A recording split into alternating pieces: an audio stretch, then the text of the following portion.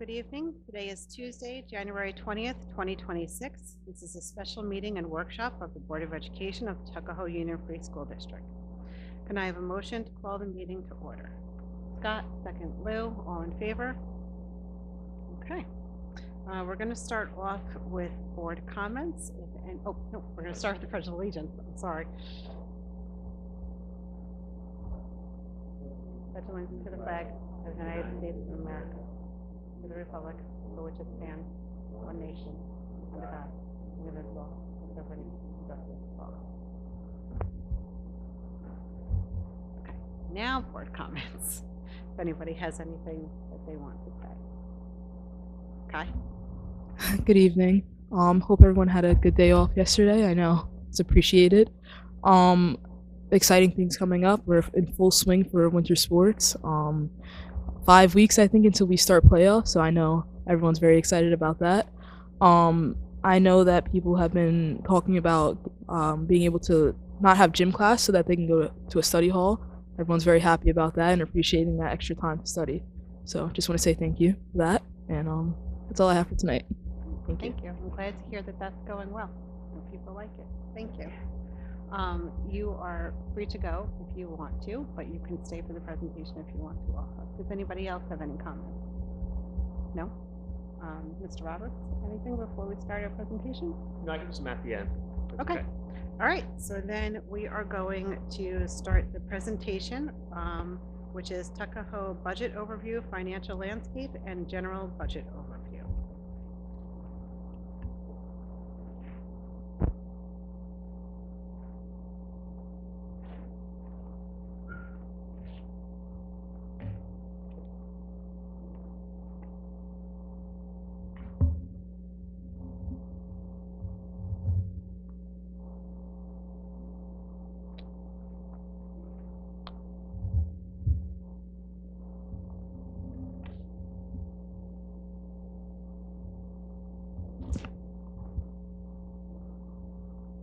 Okay.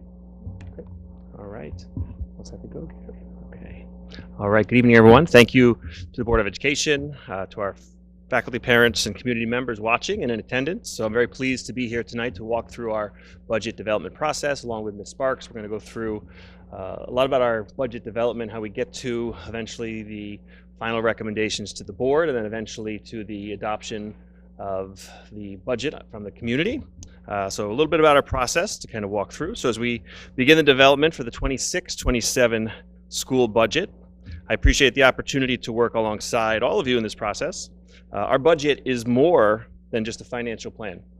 This is a reflection of our educational priorities, our values, and of our commitment to every student that we serve here at Tuckahoe.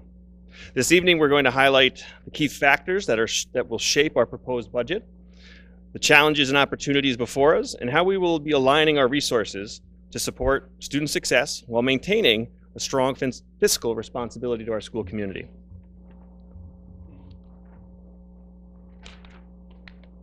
So when we talk about our budgeting process, we're really talking about our students.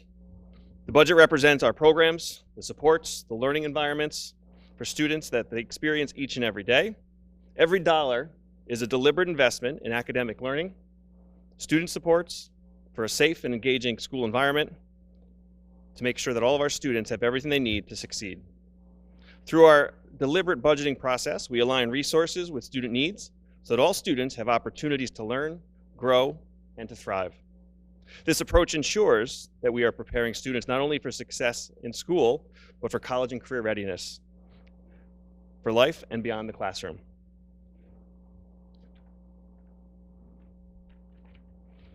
As we go through the budget, our commitment to our students and school community, it serves as a roadmap and the guide of how we're going to create the opportunities, remove barriers, and support achievement for every student across our district, pre-K through 12. Every decision in our budgeting process is reflected in the budget and is tied to student outcomes, whether that means access to strong instruction, curriculum, meaningful supports, or experiences that enrich the student's education that will help each student to reach their full potential. These are all things that will be included in our budget. They're included this year, and we'll be making recommendations for the upcoming budget.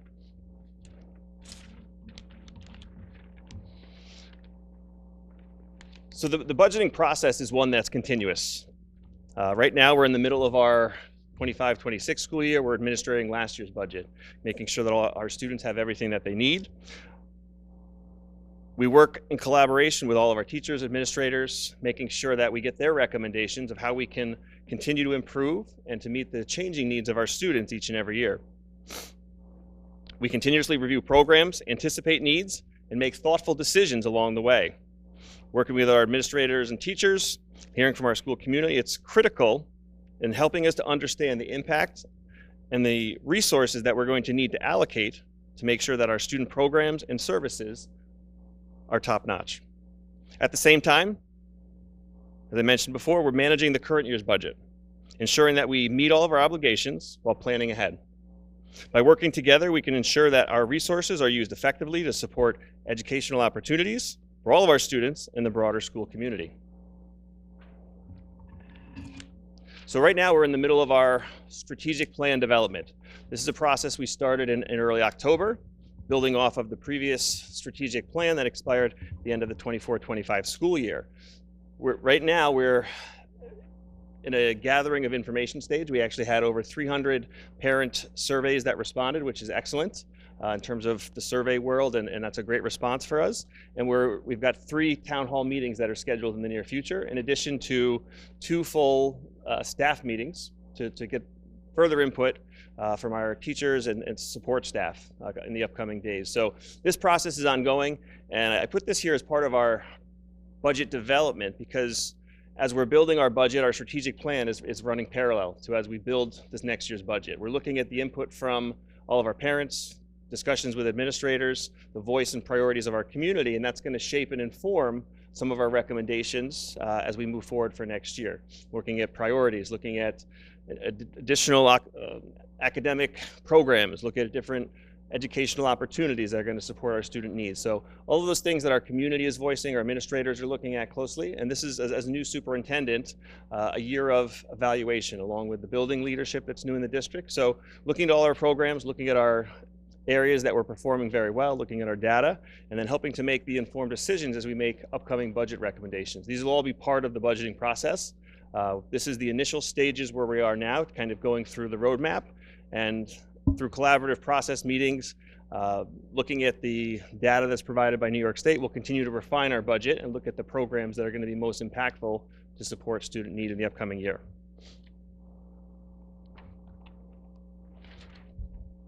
Okay.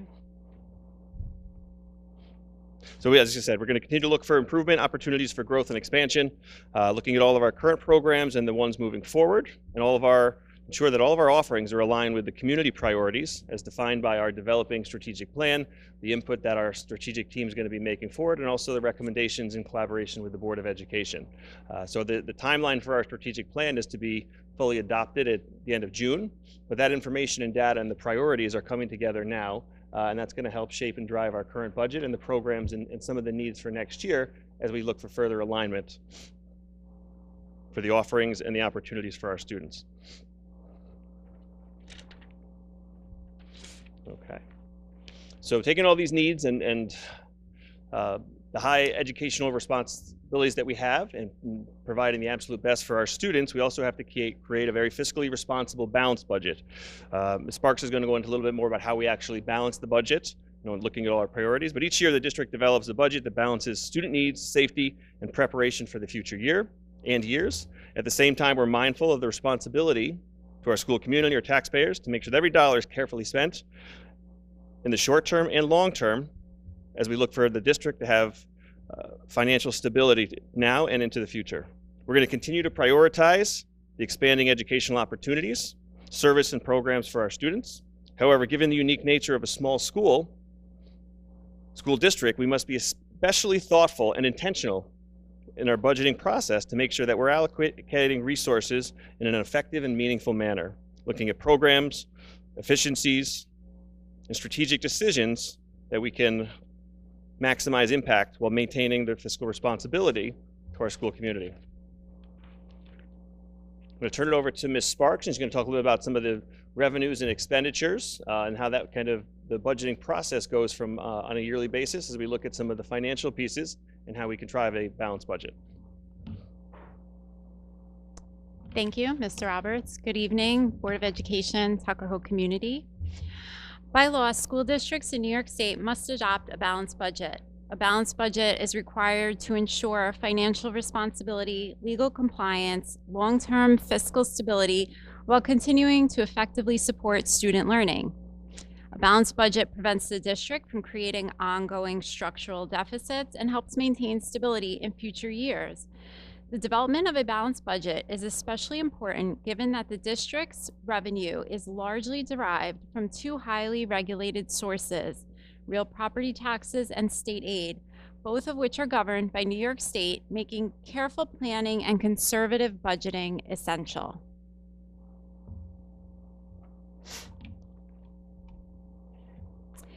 Here you can see an illustration of how our budget comes together by matching revenues on the left with expenses on the right. A balanced budget means that our anticipated revenues and equal our planned spending, and both sides must be carefully developed and monitored.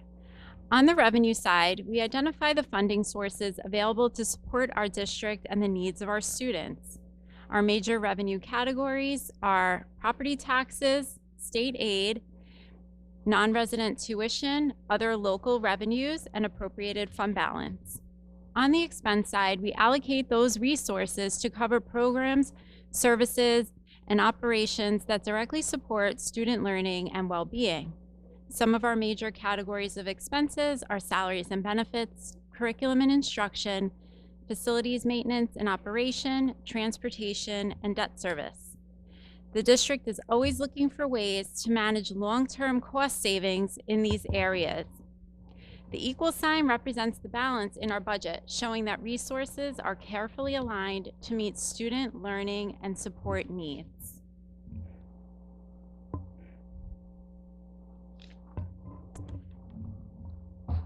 Sorry. Here you will see our current year's revenues and expenses, which serve as the starting point for building next year's budget. When we roll over the budget, we begin with what is already in place, so we have a clear, accurate baseline for planning. Starting with our current school year, the current 25-26 school year, allows us to understand what it costs to operate our schools today and support our students right now. From there, through our collaborative process, gathering input and feedback from our Board of Education, administrators, teachers, and staff, we evaluate student needs and future priorities to ensure the budget continues to support student learning and success. On an annual basis, we evaluate each and every budget line to ensure we're getting the most positive impact possible to support our students, programs, and effective operations of our school district. Our budget is organized into three main areas to ensure all aspects of our school are covered. So there's a lot of different ways to break down the budget. This is organized into three main parts. New York State requires us to present in these three parts, which is our administrative program and capital. What you're looking at here is our current 2025-26 budget broken down into these three categories. The administrative portion of it is the cost for running the district. It includes central office operations, Board of Education costs, leadership, administrative staff, and some other insurances that are not health insurance, not benefits. The program is for funding instruction, student services, extracurricular activities, and programs that directly support student learning. And then we have the capital portion. The capital portion of our budget are our resources for buildings and grounds, maintenance, and equipment that create safe, functional, and engaging learning environments. As illustrated in this slide, you will see how our expenses are allocated across these three components. Our largest portion at 73.4% is the program portion of the budget, which is typical for a school district and directly supports the instruction to student learning. The capital portion makes up 14% of our current 25-26 budget, funding the facilities, equipment, and maintenance that creates safe and engaging learning environments. And the administrative portion of our budget accounts for 12.5%.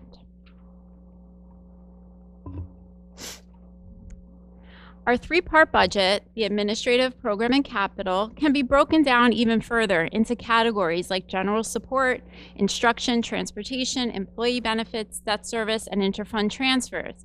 And then within these categories, we can dive even deeper, as shown on this chart, to see more defined expenditure allocations, including salaries, benefits, materials, supplies, debt service, and the other items shown.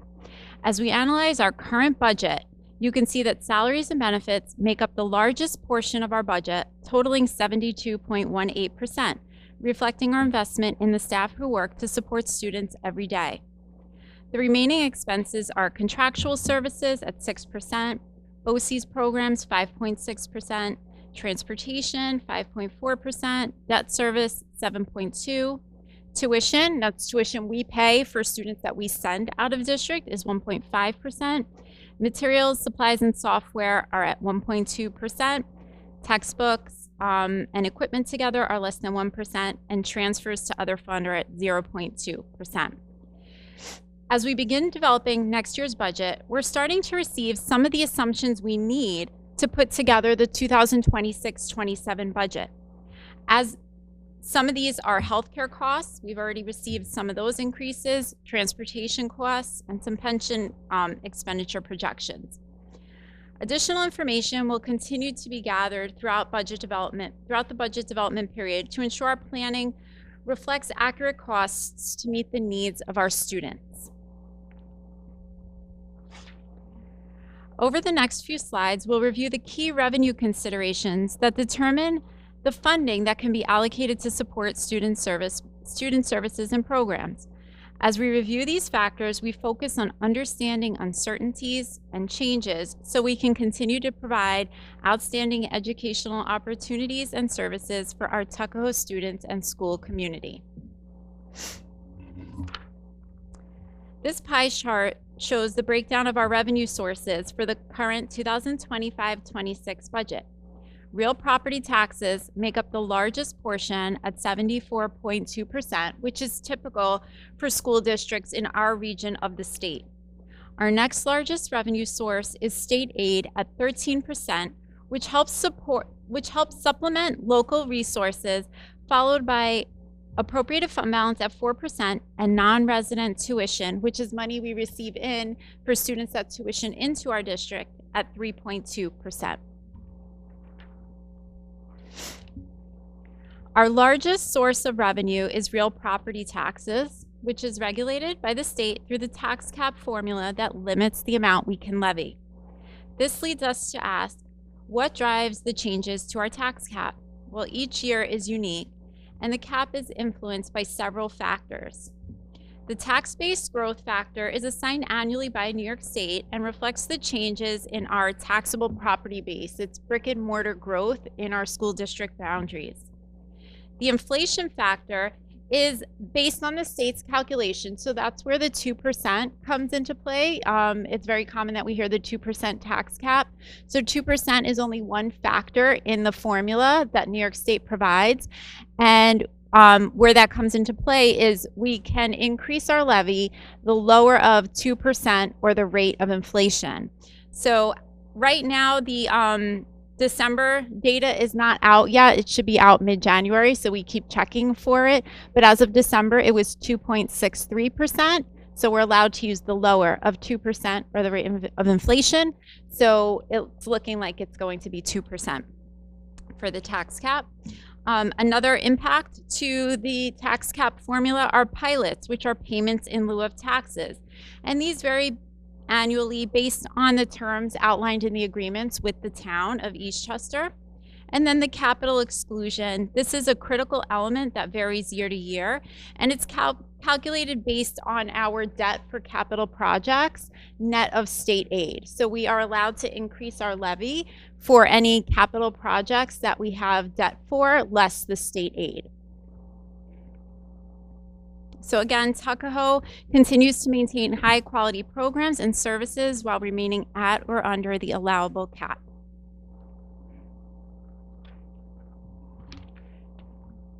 Here we illustrate the fluctuations and variations for our school district from year to year in the state provided factors for the tax cap formula.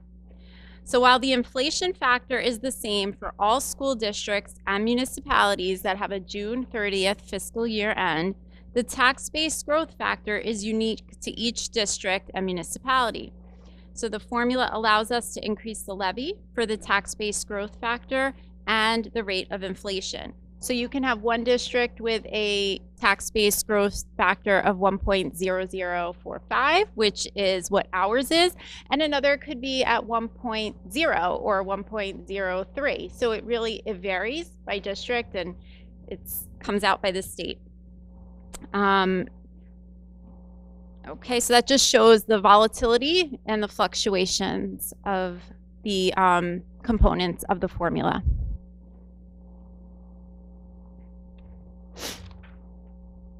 State aid is our other primary revenue source, providing essential funding for instruction, student services, and operational needs.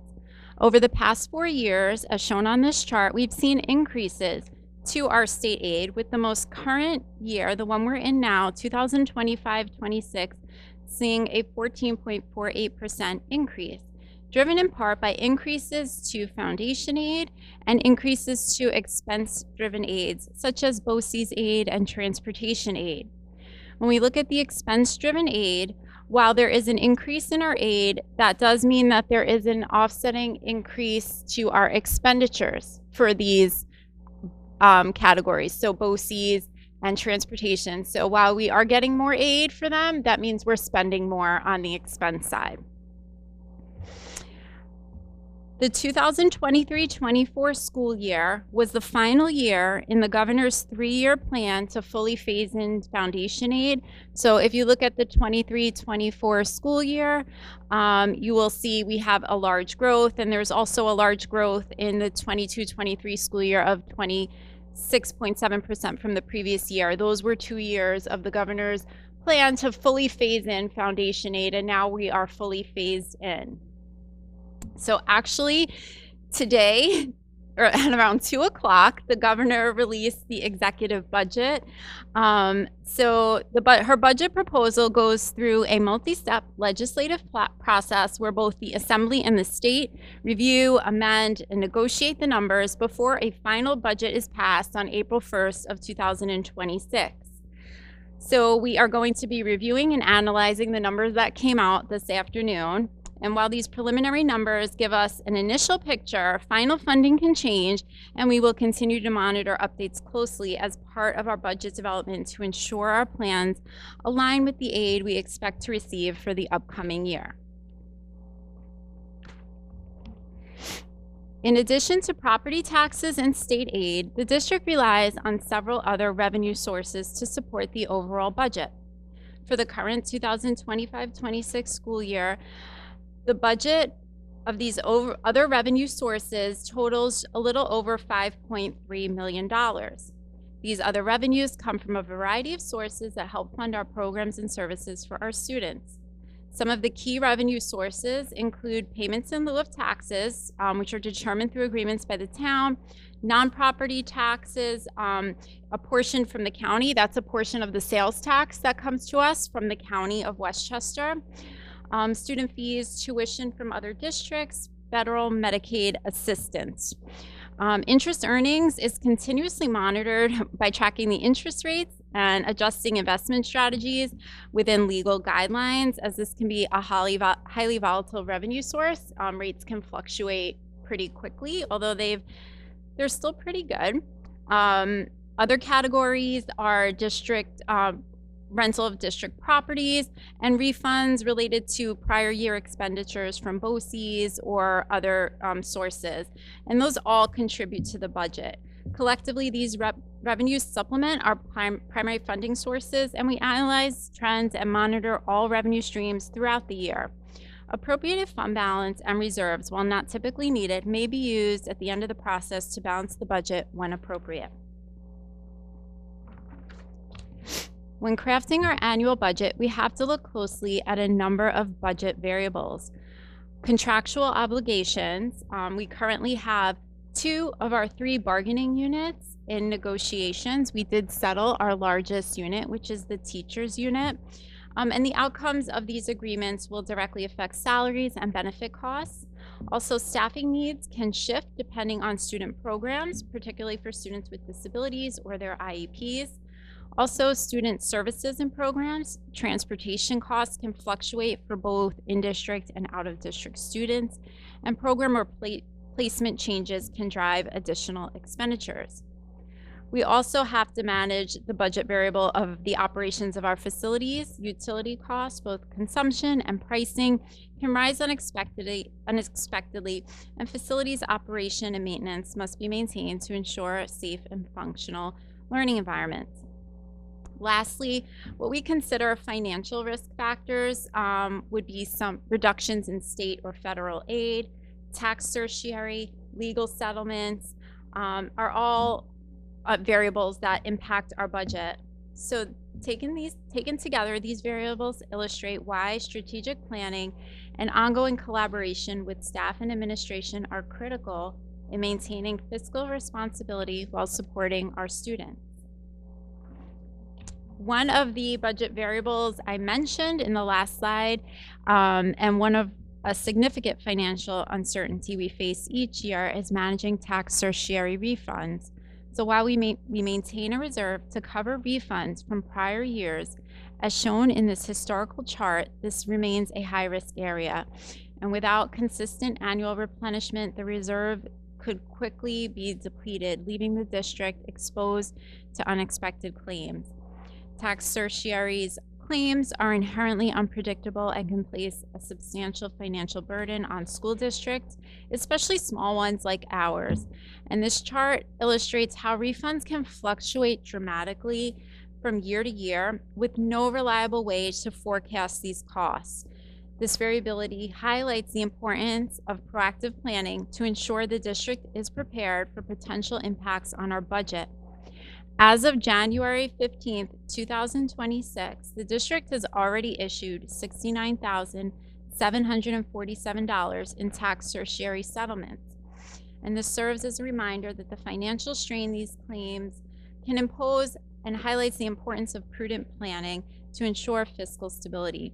So at this point last year, I believe we were at about $27,000 in refunds. So it has gone up. And the year isn't over. So it's something we do keep in touch with the town and our legal counsel to monitor them so we have an idea when they're coming down the pike, but typically that's only within a few months of settlement. So this is a very volatile area. We do have the reserve. The reserve will only cover refunds for previous years. So if there are any refunds related to the current school years, those come directly out of our revenue. And now I'll turn it back over to Mr. Roberts. All right. Thank you very much, Faith. So I think Ms. Sparks did a very nice job of talking a lot of the technical components of our budget and how we comprise and eventually get to a balanced budget. So one of my goals in working with the administration is really focusing on telling the story of our budget, and truly it becomes an investment in our students.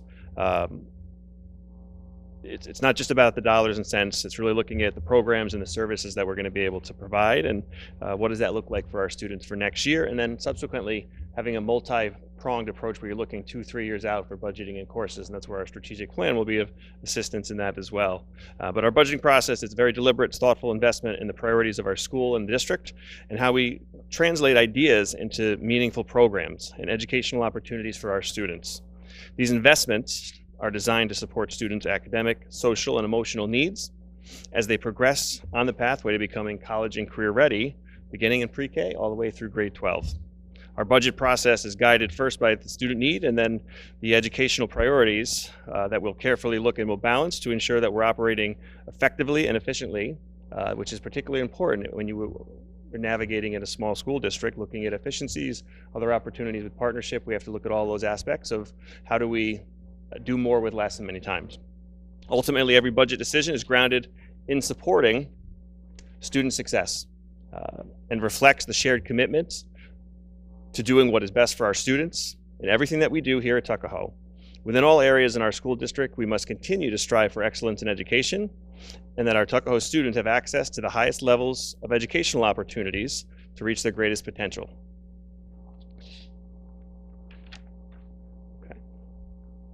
The next slide highlights a little bit about the process and the date. So here we are on January 20th. We did it with a very basic overview of the budgeting process, some information about our previous budget from 25-26 and the moving forward piece. Next presentation will be on February 2nd. As we go through the process, there'll be more and more detailed recommendations. The board will be updated along the way, and then presentations to the community of some of the recommendations that the administrative team, in collaboration with the teachers and from some of our stakeholder information, and how we're making the plan and the story for next year. So this is the information that'll be forthcoming. I may request of the board, there's quite a gap from March 9th to April 20th, so that would be an area may request an additional meeting, and that's also one of the times where a lot of additional information comes out from the state level. The governor's budget is due on April 1st, and then there's a lot of collaboration, discussion, negotiations that happen as Sparks spoke about with the House, the Senate, and the governor kind of coming to what types of resources will be allocated. So that's a great time to get some final information before making final recommendations to the board, and then eventually moving forward on April 20th for proposing a presentation for the board to adopt. Additional presentation on the 27th, budget hearing on the 4th, and then eventually going out to our voters to pass our budget and successfully pass that, and as well as the trustee election on May 19th.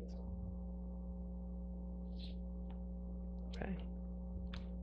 Would welcome any questions from the board about the budget process or anything that we presented on to go into further conversation.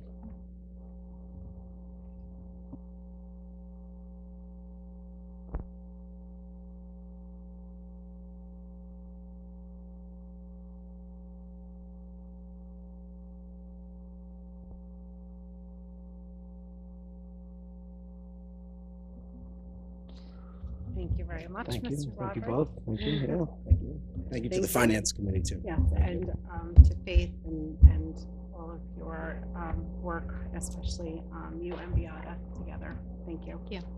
Faith, sorry. Is there, with enrollment going down, is that going to affect state aid at all? Most likely it will. We're going to dive deep into the preliminary numbers that the governor put out, and really get into the formulas and see how enrollment is driving that. With the numbers, did you see I know you said you saw the numbers Yeah. come out. Did you happen to take a quick peek at them? Yes. Are they Yes. somewhat? They're can I yeah, so right now we're forecast to receive 1%, which is the minimum, which is about $39,000. That's last year we did get a big bump. I think it was about 14. This year, the current year, about 14%, because of changes to some of the components of the formula. However, the declining enrollment, I believe, is catching up with us, but we really need to get into, there's so many components to the formula, and really get into our numbers, the Tuckahoe numbers, and number one, make sure everything, they have all their formulas right, and that to really understand how it Did it start driving. off last year at 1% as well and No. worked its way up? No, last year I think we started off at about 11 and went to 14. So we're at 3. So, it's still, there's still a back and forth. There's still a lot of, there's going to be a lot of discussions between, the legislature and I actually have a breakfast with the legislatures coming up soon. So with all the business officials in the region, so we'll be able to advocate to them. Not easy. Yeah. I look forward to also the administrators, both at Cottle and Tuckahoe and the Yeah. high school and middle school, to sit with them and see what they need, right? Yeah. Academically and for clubs, especially at Cottle. I think more programs at Cottle would be great. Some more after school, even if we can figure out scheduling. With enrollment going down, maybe classes are combined and there's more time during the day for something, another, whether it's a lesson, or I'll leave it up to John Morash and Pico Gallon, and Lisa Weber. But I think definitely Cottle can use some more. The middle school and high school are filled with clubs, right? It'd be nice to see Cottle get some additional. One thing that I really would like to see in this budget, and I say it for the last 2 years, is BOCES for Tuckahoe kids. I think the last time we had a student go to BOCES was 2 years ago. Yeah. Well, that we pulled it from the budget In 15. Right. Wow. So it was pulled from the budget, but I believe we had in 2 years ago was the first, or 3 years ago was the first time one student went. Yeah. And I know there's a big need for seniors to go, and juniors. There's kids that aren't going to go to college, right? They don't want it. Listen, you have plumbers and electricians making more than Yeah. men and women in finance, right? This day and age, right? Especially firemen, cops. So I think it's important that we try to get as many students as possible into the BOCES program. I don't want to turn down kids. Again, I don't think we should go there and waste time. If it comes down to, can we have, maybe it's an essay that the student has to write why they're a candidate for BOCES, right? If it becomes budget constraint, but I think it's something we definitely need in next year's budget. Agree. Just a little preview. I know Mr. Fiore's been working on including some of those type of proposals into the items that he's putting forward. To me, is same as coddled as well, and a lot of it's coming from where they notice different needs, assessing the current strengths we have and any kind of gaps, what BOCES did come up, and how do we kind of fit this in as an opportunity for students that do not want to go to college is not the path for them. They want to have a career-ready option. So looking at those pieces, and then quite frankly, the biggest challenge with the BOCES is coordinating the transportation expense that kind of comes along with it. But that is definitely a need that we need as a system, and then to provide some of those offerings for our students. I remember the student that went a couple of years ago, 2 years ago, he was able to drive himself. So that helped offset that a little bit. But I get the transportation is very expensive. And it's usually, I think, a 2-year commitment, so you usually start with it. Yeah, so he was able to take the bus 1 year, and then the senior year, I said, if we're going to go, I think this came up with nutrition. You have to drive yourself, and we figured out how to get And eventually, it's building up our capacity to have more opportunities, more seats, more options. But we do have a need that there are a number of students who would benefit from that type of educational experience. I would like to see maybe, and you can ask maybe John or Mr. Morash or Suzette, maybe for special ed for that matter, if we need another literacy specialist in Cottle. We have one that we were able to implement last year, Allison and the previous board. I'd like to see one more, especially with the reading numbers the way they are in Cottle. And take less strain off of this readings up here in the middle school, and students shouldn't be 1 or 2 grade levels behind when they come up here. So I'd really like to see one more who's certified coming over from higher to certified. That'd be great. One thing that Bronxville did, it's more like on an SEL level, but it was also for middle school kids because there's no intramural sports, right, for middle school. So I'd like to see maybe an additional clubs, I said, for middle school, have something more involved after school, since there's really no intramural sports at that level.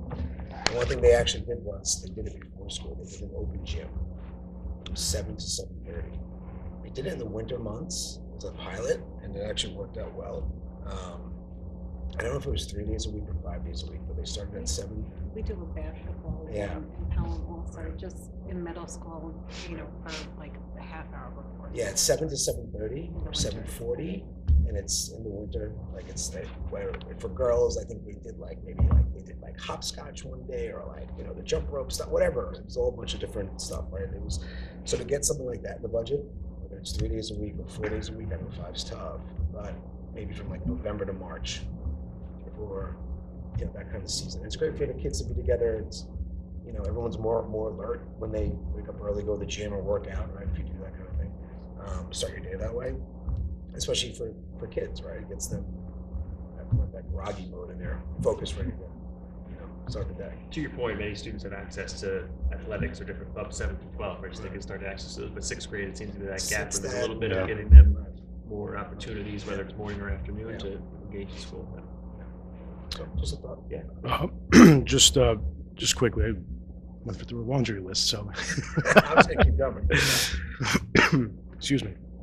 I just want to make sure we take a very strong look at implementing AI into the curriculum, and also for professional development for the teachers, for curriculum development. I just think times are changing so quickly, and this, quite frankly, has given me some time to actually put some more research into it. And I'm looking to do it for myself with my own business, and it has been very helpful. And I think it could certainly change the way teachers do things. They could be more efficient. They could react to students in real time, which is extremely important, especially for those who have a bit more needs.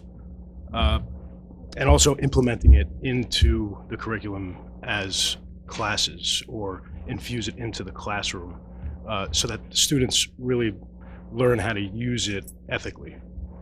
I think that's extremely important, and quite frankly, these students are going to be working with AI regardless.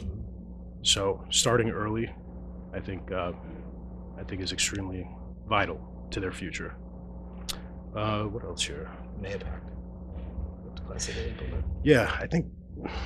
Oh, that was financial literacy. Yeah, so Yeah, Mayapact that's- implemented a financial literacy class that's Yeah. that's a requirement to graduate. Yes. They're not doing this until 2028, but it's basic. I wouldn't say it's basic finance, but it's everyday financial matters that should, get you ready for when you leave school. And they're making this mandatory in 2028. I'm not saying we make it mandatory, but it's something we should look into. There's a whole thing of it online. You can read about it at home, or just we can do it, but it's very interesting. They were the first school to actually implement it in Westchester, I think, leaving Long Island. So it's a requirement to graduate in 28, but we should look into some sort of class like that.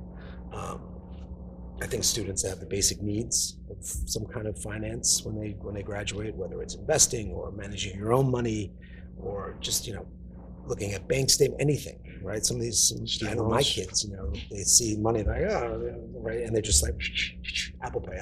They don't realize, whether you put some money in a savings account or an IRA or whatever it is, and you invest it. I mean, you start investing at a young age, compounds over the years, right? Students need to know this stuff. And there's a lot of kids that don't know this. So I think a class like that would be great. And at a young age too, you can bring it down to a lower level to track the 8th, 9th grade and all the way up to seniors. That it's a higher level of learning. I think all of those are great points. I think the curriculum mapping that we're doing now is also going to showcase where we have certain things built into the curriculum and other places where we have needs, right? Kind of identify where's natural fit to incorporate more AI as part of elementary, middle, and high school. Right. What are the skills and tools that we want students to be able to utilize it successfully and in terms of ethically, and then also the application of how it works in a school setting and beyond. On a monetary front, can we try to raise the tuition, meaning not raise it, but try to get more students for special ed to try to up the amount of tuition that's coming in for the school? For special education? For special ed, because, I know we used to do that years ago, and some of it was too heavy, but we have a great special ed department. So Yeah. if we have students with needs in Westchester County, for tuition here, I think it's to go out and interview and see if they're the right fit for the school, and Yeah. obviously that's important. But I think it's great to try to see if we can get some more, dollars that way as well. I know one of the things our finance and audit committee will look at is the tuition rate for general education. Yeah. Special that's education, special education is a little different, but I do know our director, we receive packets all the time and they're reviewed and evaluated. Ben, you might be able to speak more to that. Correct. So she's actually going through getting our final CSE recommendations right now, and they'll be finalized in the upcoming months. So we know what our current enrollment is of our Tuckahoe students, and then what capacity we have to then put it out of different program lenses of where do we potentially could get an out-of-district student, and additionally bringing some revenue from meeting their needs, or out-of-district just tuition students looking to come to Tuckahoe as well. That's great. I know we saw a few come through a couple weeks ago. Yeah. That's all new. Mm-hmm. Yeah, that's right. Okay. One thing I just want to mention about that is, I just want to make sure that the intake students that we can properly serve those Right. students, Yes. and give them what they deserve, The right so that fit, we're not yeah. just taking Yeah. kids Right. because to try to boost our, Yeah. and within the confines of classroom, that we're not opening another class just to take in more special education students. I was going to bring up the regular tuition, the general education students, that I would like that to go up to the state suggested rate. We can grandfather in the kids who are already here so that they're not hit too hard, but I would like to see new students charged the suggested rate by the state. And then with our rollover budget, have you noticed that we are deficient anywhere, that things are going to be tight, we're okay, especially with the 2 contracts that we still need to negotiate? How do you feel? So we're still analyzing the rollover budget, rolling everything over. We don't have all the information that we need to finish it, especially with our negotiations, but we're still analyzing it. So it's hard to say at this point. Okay. So at this point, though, you don't see that we are in a position where we're going to have to make cuts or any big program reductions or anything? It's still very preliminary. We just received it's easy to put the budget, the expenses together. The revenue is where we have to then build, and we just got some of that data today. So we're still analyzing it and looking at that. And then, just looking at it. Okay. What about any concerns with federal money issues, like Medicaid funding or anything? So we don't have any concerns. We've been receiving Medicaid funding. Like, that's a strong revenue for our district. Some districts opt not to even participate in the Medicaid program, and we do. And it's a good revenue stream and even our federal grants, we're not hearing anything, at least right now, of concern about them. But again, we're always listening, talking with our legislatures, and, analyzing everything daily, minute by minute.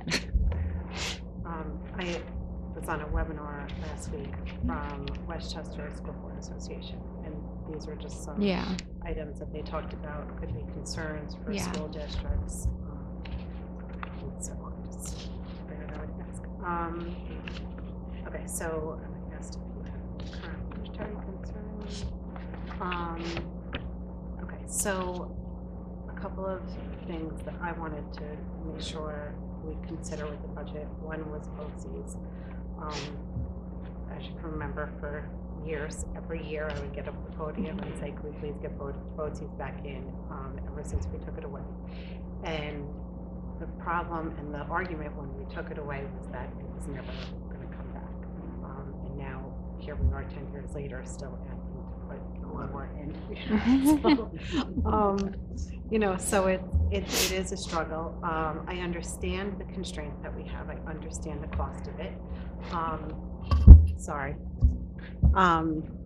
And I'm wondering, when we talk about the transportation of it, we are part of that, and I do know that Pelham and Eastchester send a lot of kids. Is there any, could we go on one of their buses? Could we, the same way that we do with all of our other out-of-district, have we explored that at all? So we have. BEPT is the one that provides our transportation to the BOCES program.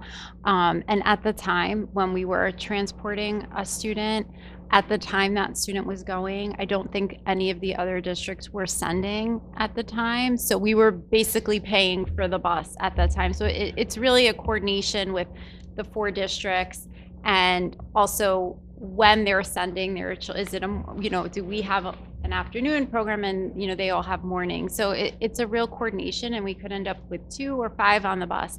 But I am reaching out to some neighboring districts, because I think some of our neighbors maybe don't use BEPT for it and are using different transportation that maybe we can piggyback on. So it's still kind of exploratory and seeing what options are out there, but it's something that we can consider and see how it can work with the budget. Does Bronx still have their own bus they use? Because they don't have transportation. They don't Bronx, have they're part of our BEPT. They are. They're part of our BEPT, and we were sharing with them to go to a BOCES program a number of years ago, Right, 'cause but they don't. I don't know, it would really depend on who they're sending next year, but I know Eastchester, I don't think, was sending a lot, but I've heard they have a lot of kids going, so I think they might be using a different bus company for that. So I do know that Pelham I was has a gonna lot of say. kids. We do have the morning and the afternoon. Okay. So I don't know, maybe we Yeah. can get on there. yeah, it's something that we, BOCES works out the routing for us, and we work with them. Yeah. I do like the idea, though, of maybe having kids kind of explain why they want to go. And we're only going to have a limited response. We don't have, an unlimited amount of funds to be able to do this.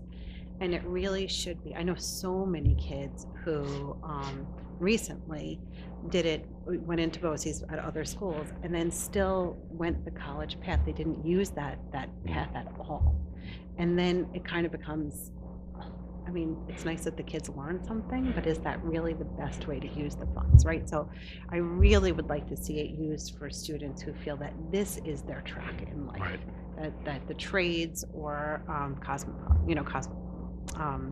cosmetology or something is the path that they want to do, that they're like considering. But if they're going to go for a regular 4-year, and this is not really something that's needed now, then maybe the money could be used some other way. So just some sort of how interested are you really in doing it? And there is also a push with the legislatures to advocate that it be aided at a higher rate, because right now the way those BOCES programs are aided, there's caps on some of it. So that would help if that were to go through, but that's kind of like a wait and see for that. And then one other thing that I would like to see some funds go to is with guidance, helping them to build relationships with colleges and universities, maybe allowing them in the summertime or really encouraging them to go visit schools, to be able to form relationships, to be able to tell them about our Tuckahoe schools and get them more interested. That is one area that I do feel we're lacking. And I do think it is one area where other schools, particularly private schools, do excel, is that they do have relationships, and so they are able to get a lot more kids accepted to schools just based on that relationship. It really, it doesn't even have It's much more than to just a do. feeder program, or the Absolutely. feeder schools, but yeah. Yeah. So I would like to see some money kind of put towards that. Not necessarily bringing the kids, but just the counselor going and building Right. relationship. Funding the trip to, Tulane or whatever it may be, to certain Yeah, schools, yeah. Right. Definitely. Over the summer and just being able to build that relationship. And that's really it. I'm looking forward to seeing what you guys bring forward and feel is necessary, and your vision for what goes forward. I do want to say one thing to the community, though, and I used to say this all the time when I was on the PTA executive board, is for those of you out in the community, if you are interested in a program starting, being funded, being more active, now is the time to reach out to the district. Now is the time to write to the superintendent and say, these are the ways that I think programs could be enhanced, because often people would wait till March and it's a done deal by then. There is no putting anything in, changing things. It's like little tweaks here and there. But now is the time, as you can hear from Ms. Sparks' comments, where they're really looking to see what we have, what we can fund, in the same way that the board just sat here and said, here are some things that we would like to see. This is the time for the community to also come forward and say, here are the things that we would like to see. Certainly, one of the ways you can do that is through the strategic plan process. That's like an overall, where we would like the district to go, but specific things for next year, now is the time to reach out. And that's it. That's my PSA. Can I say one more thing? Yeah. And also we're working on some quick, budget essentials videos that we'll post on our website that will get deep into, we'd say a lot of terms like tax levy, tax cap, tax rate. Like there's a lot of, what our revenues are that people can maybe watch on their own times to really understand more. So we're hoping in the next few weeks to have those out on our website. So that's another thing to look forward to. Yeah, well, we do have a glossary up there on our website, like a free, terms, but I think really having watching a video, listening to it quick, information, that's how we get our information out. We watch quick clips of stuff and just, okay, this is the difference between all the tax words, tax rate, tax cap, and what are our revenues, what are our expenses, and just quick little videos. And I'd like to present them to our finance and audit committee before we put them on the website, and then if there's any other ones that are needed, to just put that information out there to the community. I really appreciate that and all the work that goes into that and your dedication in getting people informed on what they're voting on. This stuff is, definitely boring. It's boring for me, and this is my whole career. And it's a lot to absorb and to understand for most people. And I really appreciate your efforts in trying to make it understandable, relatable, and thank you. Okay, anybody else? Anybody have anything? No? All right. Scott, you were saying maybe you had other things. Did you have other things? No? Okay. All right. So then.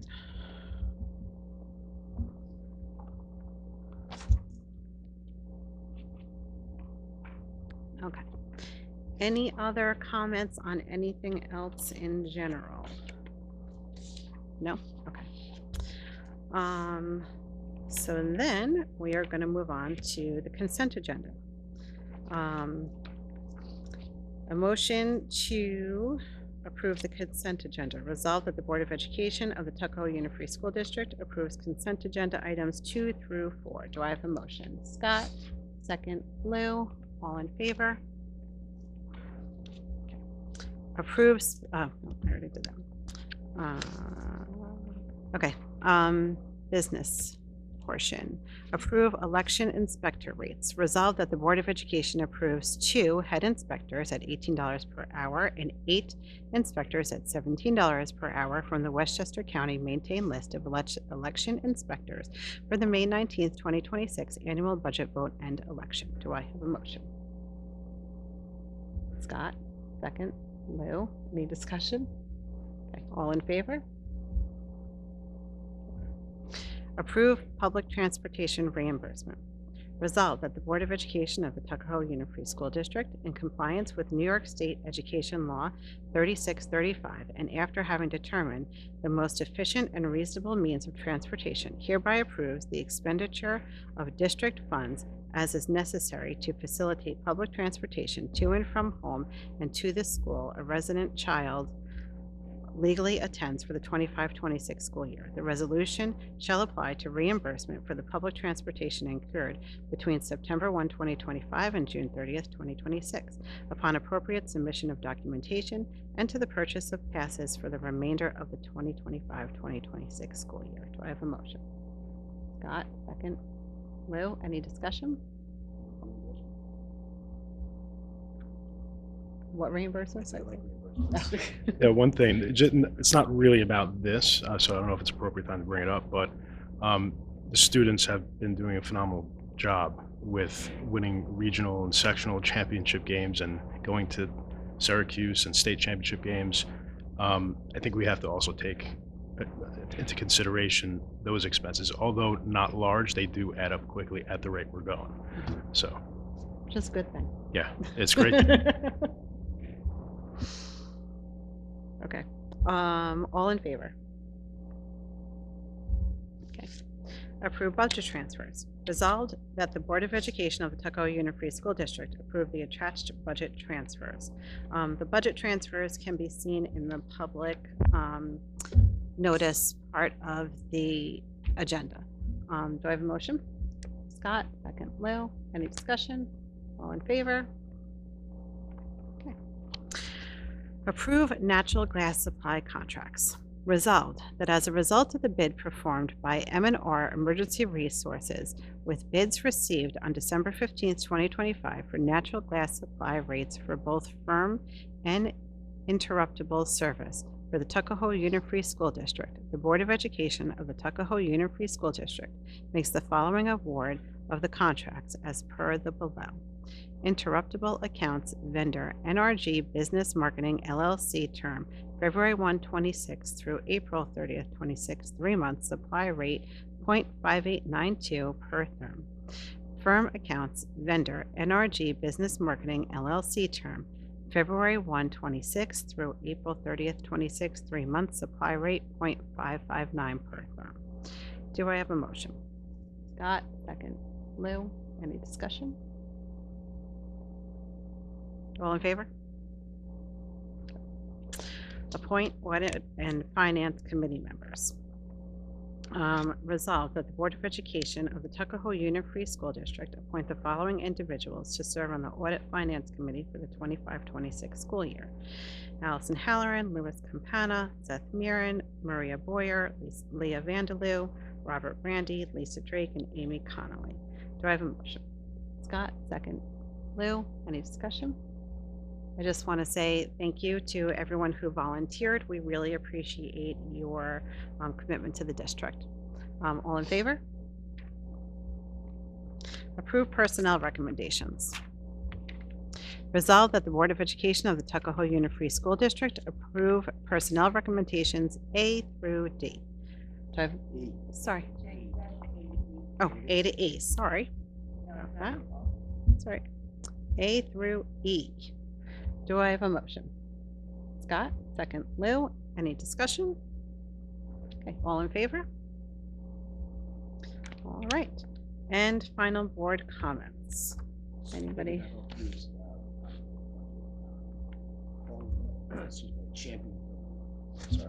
Sorry again. Piggyback off of Lou's comment, for the budget, we can call it a championship fund, where there's money that's allocated throughout the year into, a fund that pays for the transportation for, when girls and boys go to sections or league states, when you send a team, the girls soccer or boys, going to Syracuse, these are huge numbers, right? You're between meals, hotels, and when you get it hit last minute, I mean, it's great that they go, the girls and the boys, but all of a sudden you're like, oh my God, it's $30,000-$40,000 for, them to go here and stay 2 nights and feed them for 3 days and all the staff and coaching. So if we allocate money to a championship fund, whether we do that through some kind of balance or what have you, transfer out. Can you even transfer money from that to a fund like, or no? We can move monies from other lines in the budget into the championship fund. We're going to be creating a line in the budget that's just for the championship. Yes, and we've been tracking the cost for the past few years to kind of gauge what would be a baseline for that, and working with Andy on that. So that's it would be in the general fund budget. It's not like a separate fund. It's going to be part of the whole, the athletics budget and transportation for whatever's the transportation part of it. And it's similar to what we have now. We just Yes. have it in contingent. funds. So Yes, this will be yeah, its this will own be line. like a transparent line for championships, and it'll And if it account for those doesn't get costs. used, then we could do a budget transfer Reallocate to it. move it to something. that Yes, needs or to it would be fall used. to just fund balance. Okay. But we hope it gets used, right? Yes, Because that means Yeah, yeah, we're definitely. winning. Right. Yeah. But it's not its own Yes. separate fund. No, it's not a separate it's fund. current money that we currently have in contingency funds. We would just set up a new line for it. Correct. So it's not really a championship fund. It's just a line. A budget line. Yeah, Mhm. okay. All right. Anything else? Okay, superintendent comments? Sure, just a few. Thank you, Madam President. So excited about the budget process. I think there's a lot of great ideas from the board, different things to look into. One of the things that I'm committed to is really making data-driven decisions. So looking at really where we have the need, have the data support that, and whether it's a remedial teacher, whether it's enrichment, do we have the student need that exists, or do we have the data that supports those decisions, and then allowing that to be kind of what drives the directions that we are going to go in. One of the things I actually talked about the reading, I was just doing a little bit of my own investigation with iReady data correlated with the state assessment scores, looking at things and patterns, and what we can see where students are really succeeding well and where do we have some gaps, or if we have certain targeted students that we want to provide additional support, and then comparing that with eventually schedules. Are they getting the service that they need to get the growth measures that we want to see, and have a long range plan so that those are taken care of at different lenses. So that's on the horizon. We're kind of doing those, and also with the building leadership at COTL being a part of that conversation. Excited about the strategic plan. So just a last plug to the community. I think we have our upcoming first town hall session with the community this Thursday evening, 6:30 here at the library. So please, if you haven't signed up, there's an RSVP link, and we encourage families to sign up for those events. We have one on this Thursday, a following one on February 3rd, which is a Zoom option, and then finally a Saturday event on the 7th to give a wide variety of times and options for the community to come in and talk about some of their thoughts and feelings about things we do well, areas we need to improve in, and sometimes the overall direction of our district. And additionally to that, I wanted to kind of highlight, Ms. Hallerson brought up bringing forward ideas and conversations, and I was a part of a really passionate group of coddle parents. There's about 13. We had about 2 different meetings this year. We talked about acceleration and looking at different things that were in existence at coddle, things that they found that were helping their children, and also some goals moving forward. I think it's been good collaborative discussion, and not about having a budget impact, but just other things we can do that's infused into the curriculum, looking at flexibility of scheduling and use of the win period, more utilization of lock boxes and higher level thinking activities, and then future conversations which may have additional resources that need to be allocated, whether it's gifted and talented or other options. But those are the type of collaborative conversations we need to continue to have all the time, and then not wait for a specific time of the year, but kind of prime the pump and have those discussions and get the planning into motion. And some things can be accomplished very seamlessly, and other ones when there is a financial component, so we can get the long range allocation for year 1, year 2, year 3, and then also watch programs grow. So just want to encourage that as well. I thought that was a great suggestion, and look forward to more conversations with our administrators and bringing a lot of these topics of interest and need, whether it's BOCES programs, whether it's technology, whether it's business programming, and where does it fit within our system, that we're making sure that every student is building upon their capacity at every level, elementary, middle, and high school, to have those college and career ready skills. So it's an exciting journey. It's great to be part of the collaborative process. Anything else? No? Okay, so now we're going to adjourn to executive session. We have a personnel matter to discuss.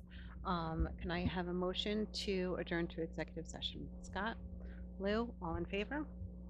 Okay. Thank you very much, everybody. We will close the meeting out during our executive session. Have a good night. Thank you. Thank you who came. Hi, everybody. I'm David Morgan. Thanks for joining me for the CyberLink webinar on all the best new features of the Director Suite.